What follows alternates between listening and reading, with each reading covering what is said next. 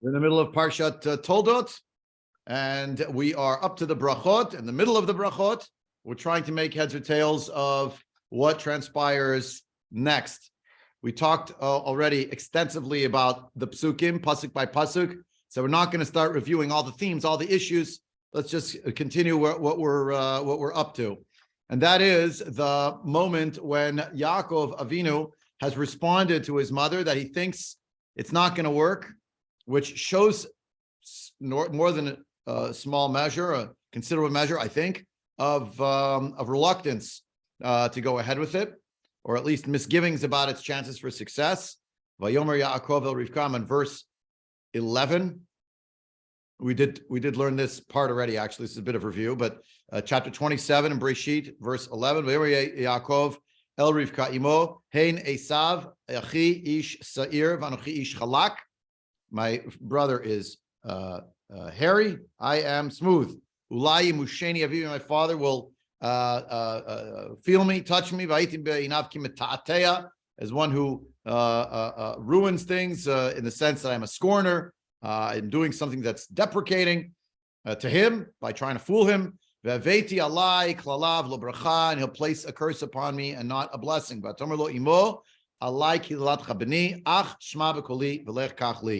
And what does his mother do? She reassures him, your curse is upon me.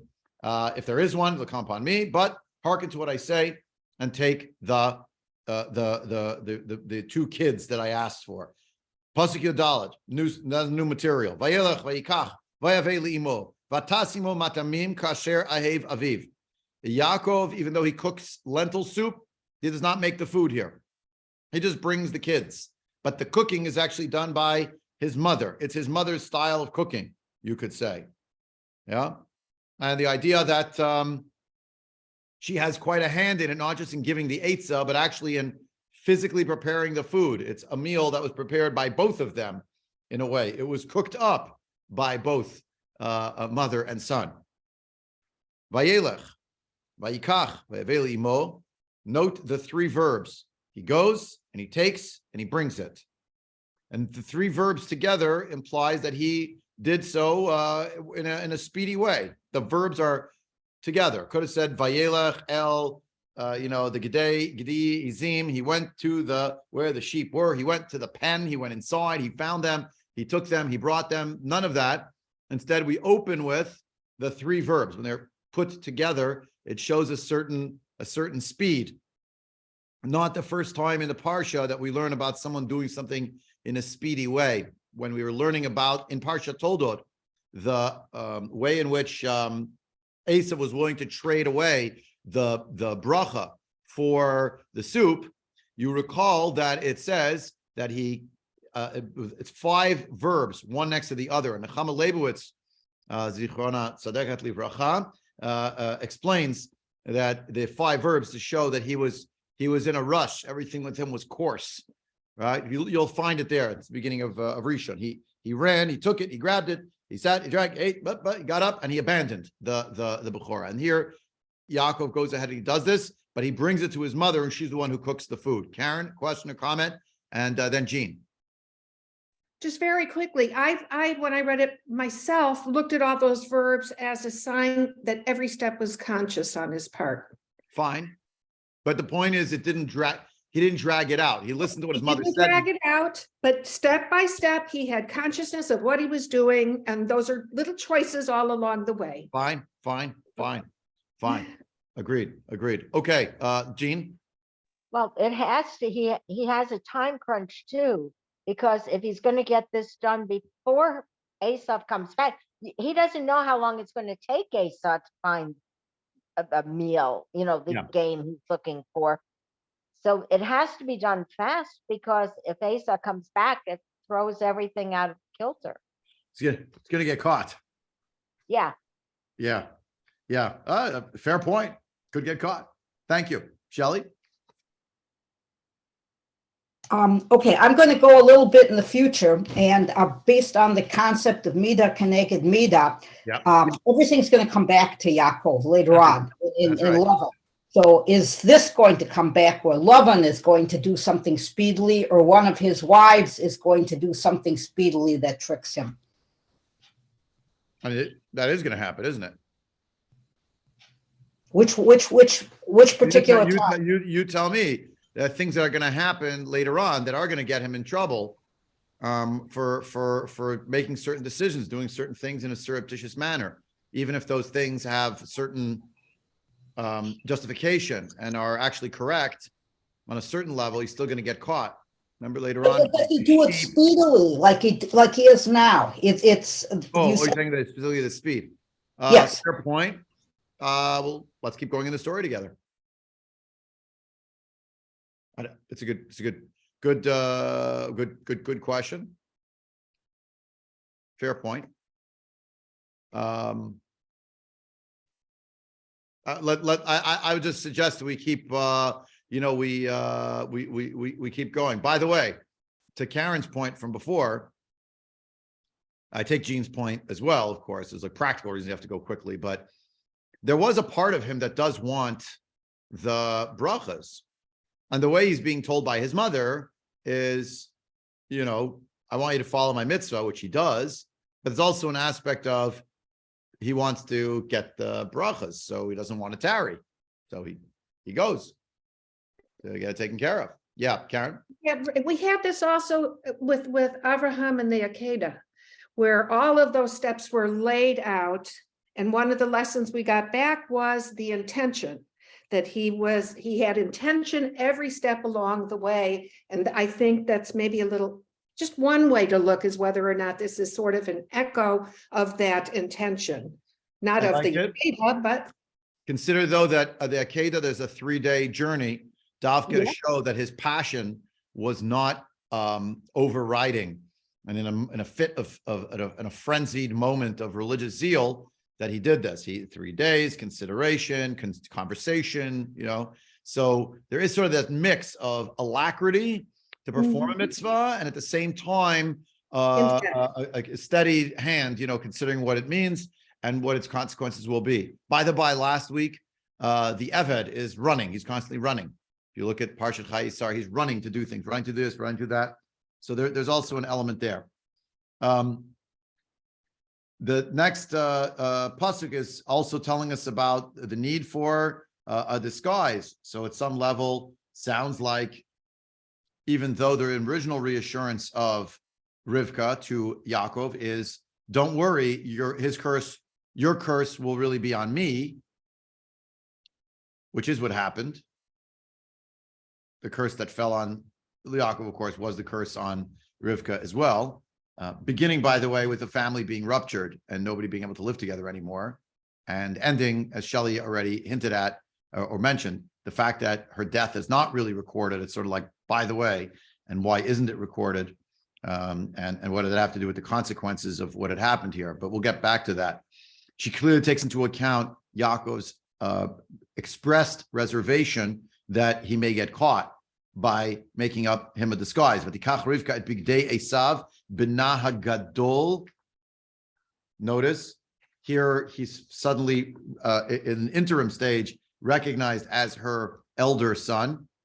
Hachamudot, they're precious in some way. Asher itaba bait, they were with her in the house, as opposed to being where? On Esav's person. Vatalbesh et Yaakov ben Katan, and she placed it on Yaakov for her younger son. She took from the older son, gave to the younger son. Yeah, these are b'digdei chamudot. What does Rashi tell us about chamudot? Simply, they're nikiyot. They're clean. That's what made them precious. By the way, davar acher, based on the Medrash, another interpretation, shechamad otan min Nimrod. He got these clothes from Nimrod. He coveted them from Nimrod and acquired them from Nimrod. So what is the davar acher here? Here it was a good example. Tamar, give me 1/2 sec. Give me 1 second. The two layers here, chamudot means they're precious because they're clean, and it's just another way of saying clean. But if you want to say clean, just say clean, and there must be another word for clean. Say chamudot, which implies something involving chemda, eretz, chemda, tovar, something desirable. And the other interpretation, he got them from Nimrod. What are you bringing Nimrod into the story? Who mentioned Nimrod? Nimrod is from Parshat Noach. We're up to Parshat Toldot. Why are we still talking about his clothing? Why is that important? Okay, Tamar, you wanted to say? Yes, with regard to the mention of Benah HaGadol, her older son, and Benah HaKatan, her younger son. Yep. The Torah is usually very spare. Extra words are not, we often wish we could have more details. Here, we know Esav is the older son. We know Yaakov. It's as if it's being emphasized exactly the nature of what she's doing. Can I plug in what you're saying to what Karen was saying before? There's intentionality. She knows who her older son is. She knows who her younger son is. She knows that the older son, typically, who she does not call the Bechor, by the way. Notice it's the Gadol and the Katan, because there was a sale, and because by the numbers, the one who was the firstborn seems to be Esav, and based on the story with the soup, that's really Yaakov, or juridically it's Yaakov, but biologically it's still Esav, or whatever it is.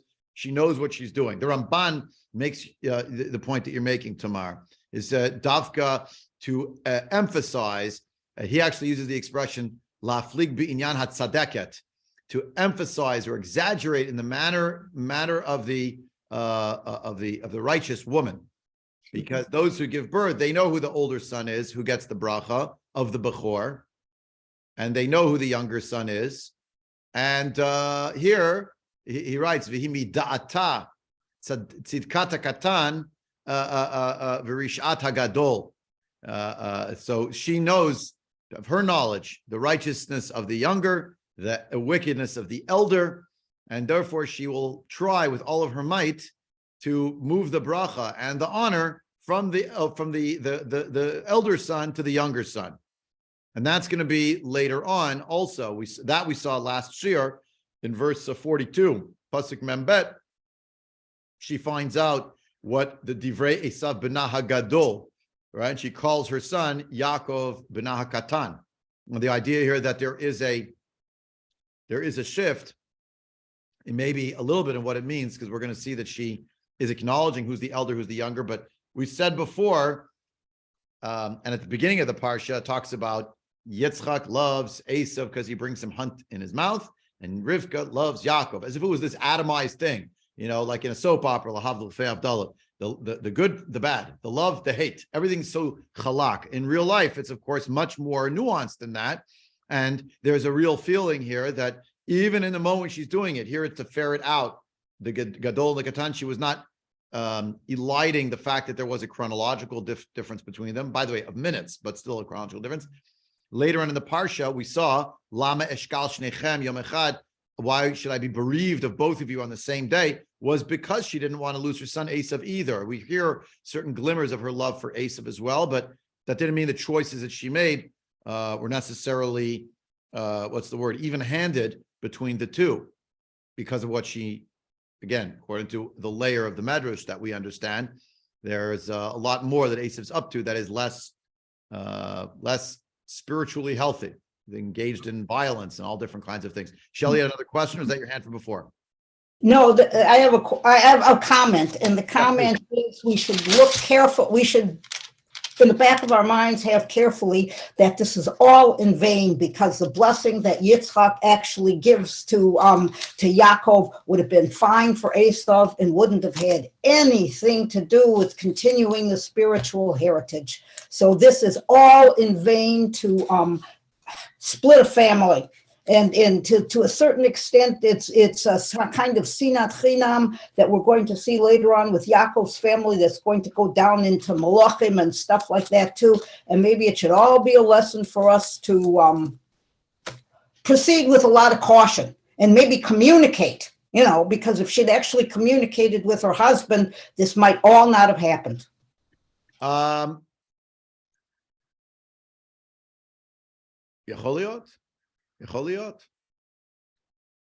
Could be. It could be. That's the irony, of course, of this immediate story. I don't want to go through all of Jewish history now, but in the immediate story, that's the irony, isn't it? That in the end, the actual bracha that Yitzchak gives to the child he thinks is Esav, was really Yaakov, is not actually the bracha of Avraham Avinu. It's not the covenantal blessing. Where's that blessing? At the end of Parsha Toldot, it actually says that he gave him the bracha of Avraham. It says so. When he knew that it was Yaakov. After he knew that Yaakov had fooled him, he gave him the bracha of Avraham. That's the linchpin. That's the ring, the link in the chain. I said that was never at play. Never at play. Did Rivka not know that? I guess not. And that's why I had this whole thing. Karen, comment, question. I believe there are midrashim that take the stand that Rivka and her husband knew, or they knew, both of them, and that the blindness was a blindness of choice. I mean, there are commentators that have that whole thing that he wasn't fooled, really. This was set up. We'll come back to your comment a little bit later when we get to the end of the story. I don't want to talk about that yet, but, Okay. I'm we'll not have saying to, I agree with it, but there are commentators that have that view. yeah, we'll have to come back to Okay. that. No, it's good, but it's getting a little bit ahead of us. I want to Okay. focus on a little more Sorry. localized. She gave him these clothes. These were very important clothes, and these are the precious clothes that belonged to none other than Nimrod himself. A quote from Breisheet Rabbah, and it's kind of strange. Like, what does that mean? That these might be the clothes, just on that midrashic level. These might be the clothes that belong to Nimrod. Rabbi, the business about the clothes from Nimrod, which drives me nuts too, is that Nimrod stole them. They were the clothes of Adam that God made for Adam, at least in Pirkei de Rabbi Eliezer. So if you want to look like them that way, they would have them. Nimrod thought they had some incredible magical power, and Asaph would steal them from Nimrod because he also thinks they have incredible magical powers, and you know what I think of stuff like that. But I would have to say that what bothers me is that Rivka is not Yashar. What she does in this makes her on the level of Lavan, and possibly Bethuel and his mother, in the story back there with Eliezer. They're not Yashar, and we are supposed to be Yashar. And so there's no. The Peshat is going to show that Yitzchak is giving a blessing for prosperity to who he thinks is Esav, not the spiritual blessing. So all this not Yashar business is not good. It's just not good in our DNA. It's not good in our history. Yeah. So maybe I didn't state the obvious already, but I thought we already talked about this. Rivka grew up in the house of Lavan and Bethuel, and there is a lot of things. There are a lot of things that happen there that are not Yashar. That's correct.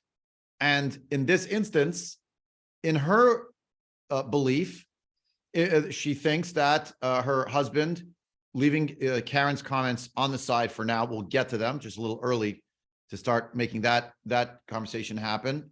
Let's just take the story at face value for now. Nobody knows. Yitzchak and Rivka don't speak. Yitzchak thinks Esav is tzaddik. He's not. Rivka sees through it. She doesn't care what other people think. She has her tools in her toolbox. She did learn them from people who were not Yashar, and she realizes that to get to the end point that she needs, she's going to have to do something that is duplicitous. That's the pshat. That is you are correct. That's exactly the pshat. And the whole point of the story, what we talked last time, we're talking about again, is the fact that there were very sad consequences to what happened. This is correct. But don't you understand that the story is being told to us black fire on white fire so that we understand that these actions have consequences, that Rivka did something here, which, again, to her belief, was the way it had to be. And as we're reading it, justifiably, we're saying, really? Why don't you go in and tell Yitzchak? Why don't you sit down with him over a cup of coffee and say, I know certain things about our children that you don't know, and I need to bring you up to speed. Why not? Why didn't that happen? Why was that the case? Why did she just go in, shall we say, blindly into Yitzchak and say, I'm sorry, I overheard you telling Esav something about a bracha. May I ask, what bracha do you intend to give him? Yitzchak would have said, I'm going to give him the bracha about prosperity. And Rivka would have said, great, you're also going to have a bracha for Yaakov, right? You do know he's the one getting the Birkat Avram. And what would Yitzchak have said? Right. But that's not what happened. And there was a miscommunication, and there are negative consequences, and it is very sad. The point here is that when Rivka Imena grew up in the house of Lavan, and by the by, she brought certain tools with her, and she wanted to apply them for the good. And what happened? Somewhat of the good came out of it. What good came out of it? Well, that we're going to have to still figure out. But where was the reckoning for Rivka? Immediately. The net result was, as we discussed, yes, the family no longer lived together. Aleph, Bet. Where did Yaakov, her son, who got all these brachas, go? Into the clutches of whom? Subterfuge, dissembly, not yashar. And what was he essentially there? Somewhere between the nephew, the son-in-law, and the serf. All of those. And finally, how does he get away? That's already Parshat Vayetze. But it's right there. Where she sent him into the jaws of the lion, right? Or of the fox, or whatever you want to say, right? Right? They put the lamb was placed in the fox house. Yeah, you know what I'm saying? She shipped him off. That's where he had to go. There's no choice. And unwittingly here again, yeah. And I'm with you, Shelley. But instead of saying, "Oh, Rivka, she's terrible. What is she doing?" This is what she knows. The world she knows. This is how she's going to deal with it. And you could ask a million questions, and we are asking those questions. We should. We leave the questions hanging. We don't have good answers. Why didn't she go? That's not what happened. What did happen? What we're seeing in that story. Lo aleinu. I didn't get to your Nimrod comment, but I see Jerry has his hand up. I want to give him a chance. So Jerry, go ahead, please. The tie between Rivka and Lavan may have been a very positive one, for one thing. There's numeric reasons to think that, but I'll skip them. At any rate, though, she may not have all felt it was a unfortunate thing for Yaakov to go to Lavan, to live with him.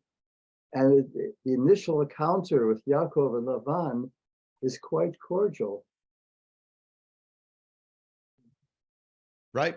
In fact, it's only after a little while that it starts to come unraveled, and by the end it comes unraveled. the negative side of it comes to be. That's correct.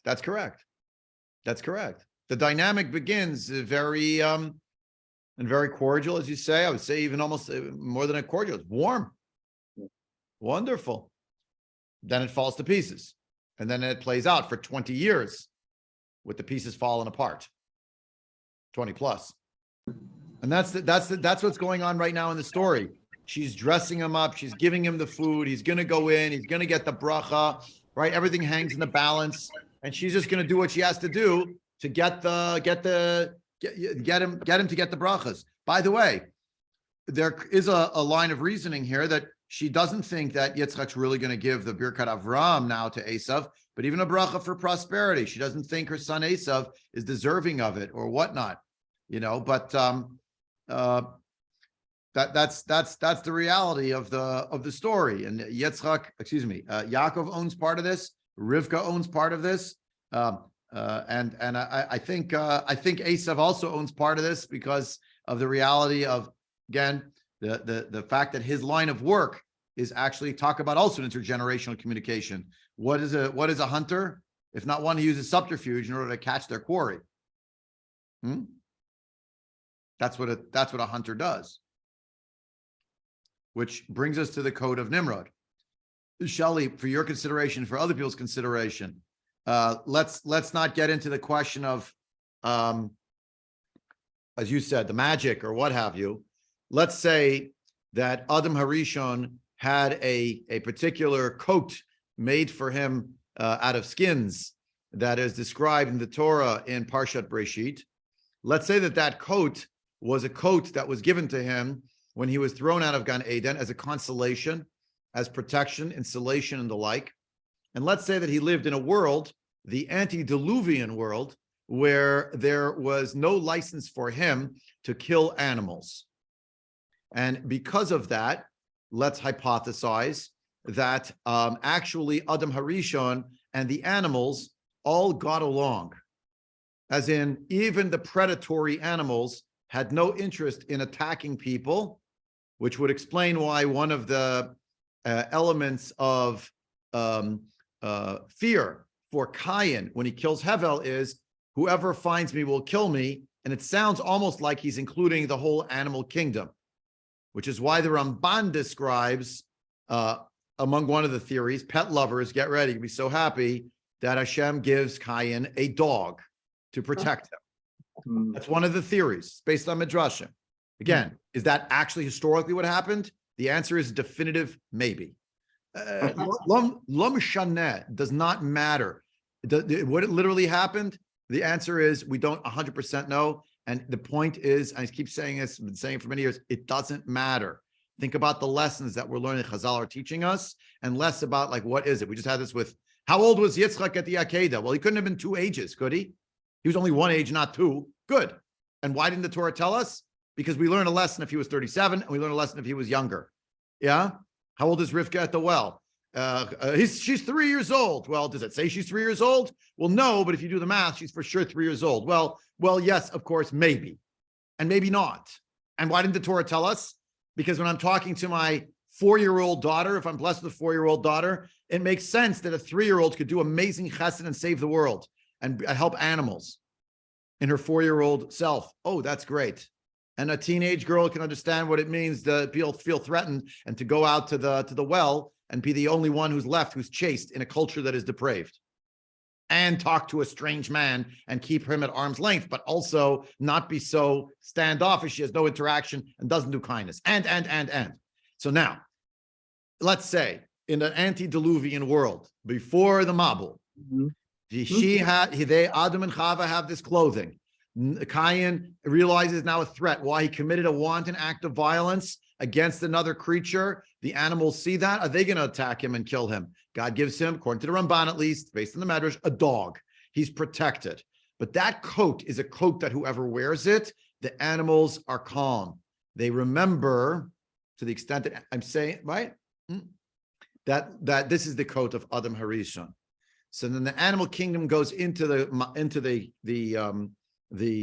ark, and it's representative samples. It emerges from the ark, and now a new license is granted to Noach, the new Adam. He gets the same blessings pretty much that Adam got. They're in chapter 9. And we talked about this, I think, in the Shir on Shabbos afternoon a few weeks ago. That's why when you get the license, Noach has the license to eat meat, which means a license to kill animals. He needs to be reminded, do not kill people. And anyone who kills people will be placed into the bar, we have to stand at the bar of justice. And then what happens shortly thereafter? There's a man whose name is Nimrod, who excels at doing what? Chapter what? 9, 10? In 10, I think. He's a hunter. What does it mean he's a hunter? Well, he hunts animals, and he also holds himself up to be a king, etc. See, the first person to kill animals? I don't know, because it describes Hevel, Abel, killed animals to offer them as sacrifices. The Midrashim describe Adam Harishon giving korbanot. Noach certainly gives korbanot from the 7 pure animals of each of the species that he brought on the table, remember? But what is it about Nimrod? He's a hunter. He's a go-getter. Now, the Medrash describes Nimrod as having a coat, the coat of Adam Harishon. And with the coat of Adam Harishon, Nimrod can lull others into thinking he's safe when he's not. It's a Medrash. Yeah, where does it say in Torah Shebichtav? In Nowheresville. Where is it actually? It's in the Medrash, Torah Shebal Peh. Nimrod uses the legacy of Adam Harishon, of passivity, of being pacific, I could say, of not harming the animal kingdom in order to trap them, to allow the lambs to come close. That's not so hard. But the other animals that are harder, that run away, we gotta trap them. How are we gonna do it? I got this magical coat. But you understand, it's the legacy. Nimrod saying, "I am the new Adam in a new world. I'm the new Adam. I wear his cloak, his mantle." What happens in the time period of Esav, right? So one of the midrashim, which I won't show you now inside, we don't have time to start looking it up, There's a medrash that describes that Esav, with his great hunting skills, had a dream. And the dream was that he was going to rescue his grandfather's legacy, Avram Avinu's legacy, from being under the thumb of a tyrant who, as a despot, tried to kill his grandfather. That would be Nimrod. The Midrashim described that it was Nimrod who wanted to throw Avram Avinu into the fire. He did. He threw him into the iron kiln. Again, was there physically an iron kiln, or is it symbolic language? Look at the Ramban at the end of Sefer of Parshat Noach. The answer is yes, maybe, either of them, whatever. Yeah? Doesn't matter. The point of the matter is to teach you the lesson. Nobody emerges from the fires of Nimrod, but Avram Avinu did. So the story goes in the Medrash, Esav uses his killing abilities to go hunt down Nimrod and take his coat. And the Medrash describes the tragic day of Esav arriving home triumphant from having felled the great enemy of Avraham Avinu, and he comes in and he smells lentil soup. And that's when he hears the crushing news. So the coat goes in the closet. The coat of Nimrod, which is really the coat of Adam Harishon. Now, why was it so important to take the coat of Nimrod and bring Rabbi, it? what's the crushing news? That Abraham died? Yeah. Okay. If Avram Avinu will get the coat of Nimrod, then it means he wears the cloak, the mantle of Adam Harishon, completing the idea that Avram Avinu is the tikkun, he's the corrective for Adam Harishon. You follow? But it didn't happen, because when he came home, he smells the lentil soup and he sees the long faces. What happens? The Medrash describes on the level of Pshat, just came home. He's tired from a whole day of hunting, right? He wants to eat, and that's it. But the Medrash is another layer that this was Esav's last gasp attempt. He wasn't going to excel in the Shev Shmaitza and the Ksos HaChoshen and the Rambam. He wasn't going to excel at that. The world of the Beit Midrash, I'm being anachronistic, but I understand deliberately so for dramatic effect. That wasn't going to be his world. What could he do? Protection, security, army, doing things, building the nation, I'll avenge my grandfather, all the suffering my grandfather suffered. By the by, Nimrod, also according to Midrashim, he's the king who comes from Shinar. He's Amraphel, Amar Pol. He's the warring king from the five kings in chapter 14. Avram fights him, right, to try to rescue his nephew. You see how the pieces come together? So that coat is the legacy of Adam Harishon. And Avram Avinu was going to wear it. But when Esav finally comes home with the coat, where's Avram Avinu? Niftar min haolam, passed away. Takes the coat. And the Midrashim describe that is the day of the apostasy of Esav. My grandfather could die. He's immortal. Of course he's immortal. He's never going to die. He's the greatest righteous man. He's subject to natural order of things. Is there a God in the world? There's no greater paragon of moral virtue and righteousness than my illustrious grandfather. So I don't have any use for a God that doesn't keep my grandfather alive. I'm out of here. That was sort of late din v'leita. That's there you have it. He's off the rails.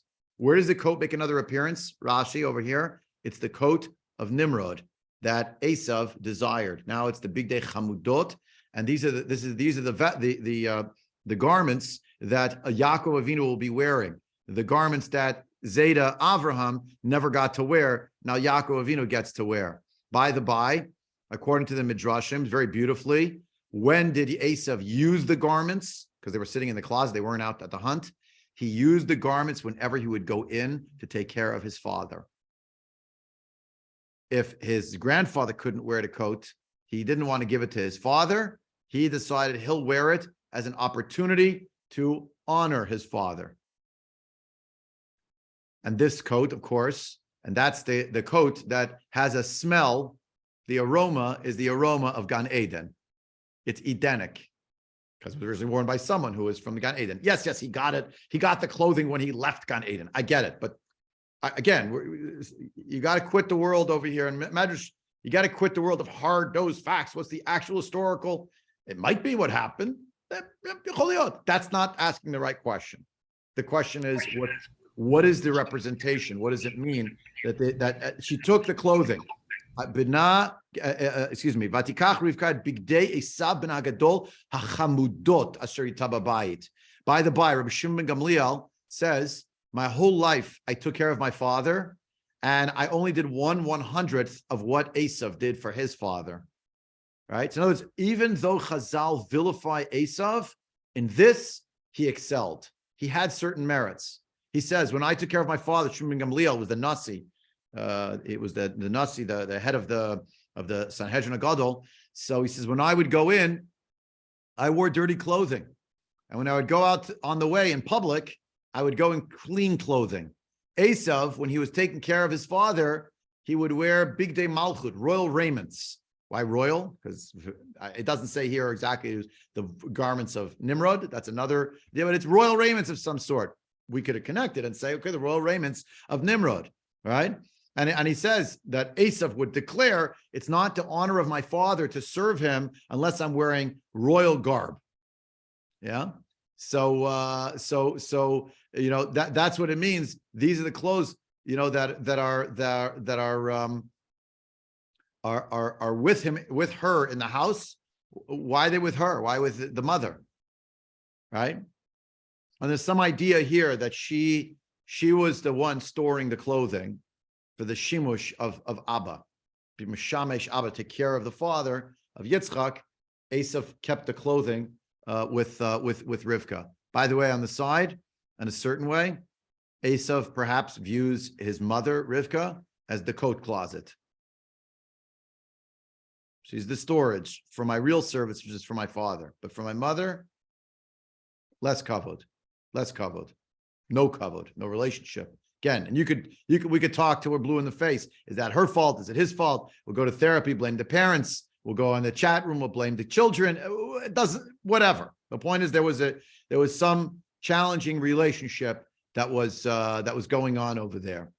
But when we consider all of this, we can understand a little more that this garment potentially is either just very clean, is royal and regal to interact with his father, and maybe even has this whole legacy that it came from Nimrod, and therefore it had some kind of a story with it. What is going to be with this coat? It is going to be used again for subterfuge. The subterfuge, when if that's the clothing Esav wore each time when he hunted his father. The hunt was in his mouth, i.e., he deceived his father about his wickedness. But of course, in this story, it's again going to deceive the father because Yaakov's going to be wearing it. Yitzchak's, according to the pshat, not going to have a clue. Shelley, your hand up again, please.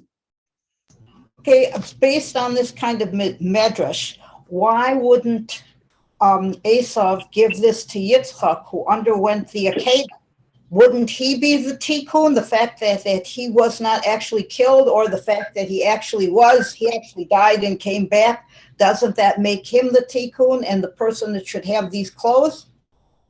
Your question's a good one. It's kind of, I'm arguing counterfactually against you because I don't know, we didn't see it, but I'm gonna surmise a couple of possibilities. I mean, it's speculative. One is that this coat was really about Avraham and Nimrod and that conflict, and that was what is being avenged. It wasn't actually about passing a mantle along as much as for Esav, it was about settling scores. That's part of the problem. He doesn't have a covenantal view of things, and that's possibly one of the issues. Number one. Number two, unlike Avram Avinu, who spends his life as a pioneer and as a world traveler and is charismatic and outside, Esav is not doing that. Yitzchak is not doing that. Yitzchak's at home. Yitzchak is more inward. When did he become blind? Earlier, later, we had that conversation. Maybe his fathers didn't. Rashi has this quote: "He didn't go outside, so people wouldn't tell him how bad Esav was, and people would mock, who's that guy walking in the street? Oh, that's Yitzchak. So his son is such a wicked person. Okay, so he stayed home. How? His eyesight was occluded in some way. Whatever the case, we do not have midrashim that Esav considered giving it to Yitzchak. I think it's one of those possible reasons why he doesn't. It's just, but by the by, he does use the coat for what? For the service of his father. to take care of his father. Again, agree if you use these midrashim, this midrashic line, which you don't have to. You could just say the word chamudot is very simply, they were beloved clothing. Why? Because they were clean. Because they were nice looking. But they belonged to someone. They belonged to Esav specifically. One of them, Mefarshim, I'm trying to remember who now, points out that it could be that these were really the clothes, the alternate clothes that Esav used out in the field when he hunted. So it smelled like the forest and it smelled like pine or whatever it is. But Yaakov worked with sheep. He was with the flocks, right? Ish tam yoshev ohalim. We showed before the level of pshat does not actually mean he was in the Beit Midrash, but that's the level of medrash. But in the level of pshat, yoshev ohalim is yoshev oel umikneh, means someone who takes care of sheep, of livestock, right? So, and that's why she sent him to go get the kids from the pen, because he knew where it was, etc. Okay, Shoshi, please go ahead. And Helen too. Okay, Helen, you're right after. Go ahead, Shoshi. Okay. I understood that the coat represented something violent, like in other words, killing the animals or killing people. You know what I'm saying? It was a protection Hunting. against Hunting. violence, Hunting. hunting, whatever. And Yitzchak had nothing to do with that. True enough. It wasn't in his. True enough. By the way, if the coat becomes a symbol of power and of being a king and royalty, the ultimate what's the word? The ultimate worldview of an Esav is, let's get Avram Avinu to wear the royal raiments of power. And when he has ultimate power, he will bring the whole world under the banner of one God. And that's Esav's view. Esav's view, that's where we're going. I would submit that is not the Jewish view. It was not the view of Avram Avinu. And in fact, we have Midrashim in chapter 14 of Breisheet, again, that the nations of the world gather as some kind of conference after the victory, 4 kings, 5 kings, where Avram Avinu rescues the 5 kings, right? They go to Emek HaMelech, they build a big stage, according to the Medrash, and they say to Avram Avinu, Meloch Aleinu, be our king. And Avram Avinu says to them, no, we all already have a king, and it's Hashem. Once he's offered the trappings of power and military might and, use the sword in order to teach people about God, and no, that is not our way. In Esav's worldview, his power is hunting, his power is military, his power, right? Arba meot ish imo is 400 men with him. This, this brigade that travels with him, etc. All of those things move in that direction, not the way of Avram Avinu, and as you're saying, Shoshi, not the way of Yitzchak Avinu, and therefore he doesn't have a use for the code. He doesn't need the code, etc. Okay, wait, Helen, last comment, and I gotta let everyone go, and then we'll be back on Thursday with the other share. Yeah, Oh, Helen, go. Okay, fast forward on a pigeon haben. If there's 2 male twins, do both of them have to undergo pigeon haben? Only the first one. And the word, okay, so that is connected to the word akev. There is a lot of turmoil going on in the birth canal about who's first and who's second. And it's never really officially said that one is clearly the oldest. And so maybe this kind of mix is a shadow of who gets a bracha and who's on first. So that's kind of a far out view. Okay, need to mull that one over. Luckily, we're back next week, so maybe I'll have some comments on it. I'm not sure what to make of that. Yeah, elder and younger, that's true. So But you say in a pigeon event today, only one is chosen as the Bechor. Right. Okay. Who needs the pigeon event? That's correct. But in this case, again, what we're learning is birth order is not all it's cracked up to be. The Bechor is not necessarily the one who's going to be chosen. Bechor to this mother versus that mother, Bechor the same mother, not necessarily the case. Depends on, apparently, in these stories, in some regard, it depends on merit. We'll have to come back to it in the future. I'll let everyone go now. On Thursday, God willing, please join me. We'll be continuing our shir together. And it'll be a special shir on Thursday, 9:30 a.m. in person or on Zoom, as you wish. A special Thanksgiving Day shir on Shechianu. Okay, talk to you soon, everyone. Have a great week.